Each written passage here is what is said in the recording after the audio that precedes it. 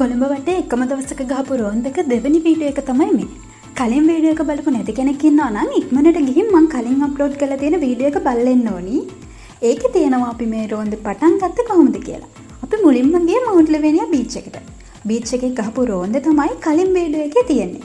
ඉතින් දැන් මේ පටන් ගන්නේ මේ රෝන්දේ part 2.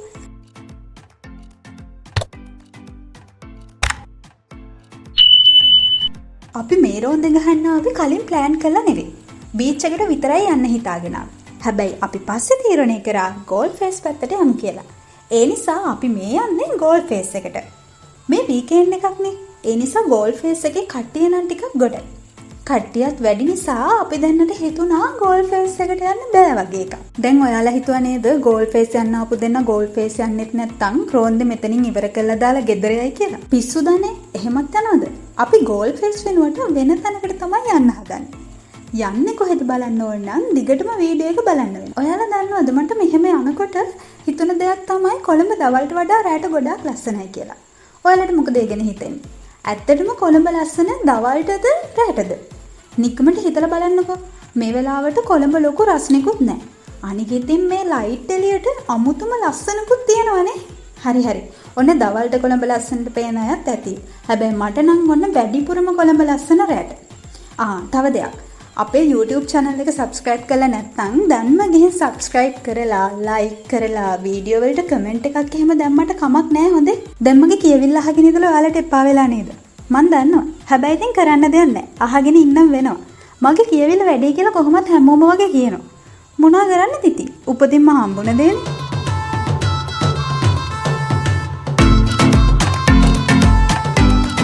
මගේ කියවිල්ලත් එක්කම අපේ රෝන්දේ ඊළඟ ගමනාන්තයට අපි ලං වුණා ඔන්න. දැන් නම් ඔයාලා දන්නවා අපි මේ කොහෙද යන්නේ කියලා. ගෝල්ඩ් ෆේස් යන්නේ නැතුව අපි මේ ආවේ පෝට් සිටියට. හරිම ෂොක් නේද? ගෝල්ඩ් ෆේස් මොකද අනේ පෝට් සිටි මොකද?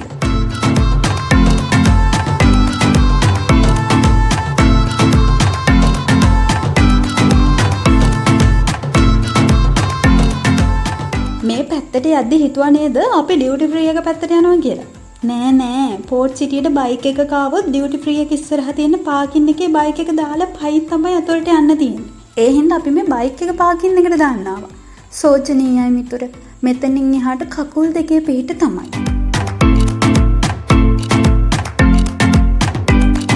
ඔන්න එහෙනම් දෙයනේ කියලා කකුල් දෙකට වැඳලා මෙතන ඉඳලා කිලෝමීටර් 2.5ක් 3ක් විතර පයින් යන්නයි හදන්නේ.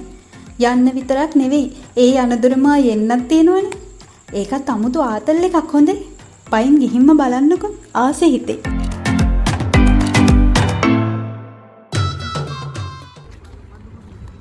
අපි දෙන්න පයින් යන ගමන් ඉන්නේ පෝට් සිටියට.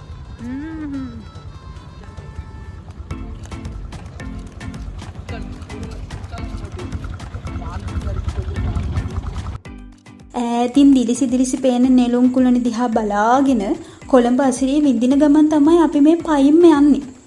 බොරු කියන්න ඕනේ නෑනේ. මේ වෙලාවේ මගේ පාර්ට්නර් නම් මට බැන යන්නේ. එයාව පයින්ම එක්කගෙන යනවා කියලා. මිනිස්සෙක් වුණාම පයින්ුත් ටිකක් යන්න ඕනේ නැද්ද? නැත්තම් කකුල් දෙකට අමතක වෙනවා ඇවිදින්න. මං ඒකයි මෙයාව පයින් එක්කගෙන යන්නේ. පෝට් සිටි එකේ තියෙන මං ආසම ලස්සනම තැනක් තමයි මේ. මෙතන ඇත්තටම ලස්සන රැට. ෆොටෝස් වලට වීඩියෝස් වලට මං හිතන්නේ මෙතන තමයි ගොඩක්ම ලස්සන.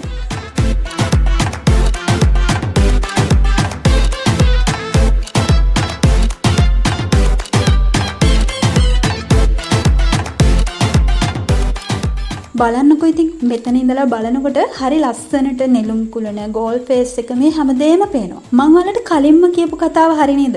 කොළඹ ලස්සනම රැට කියපු එක.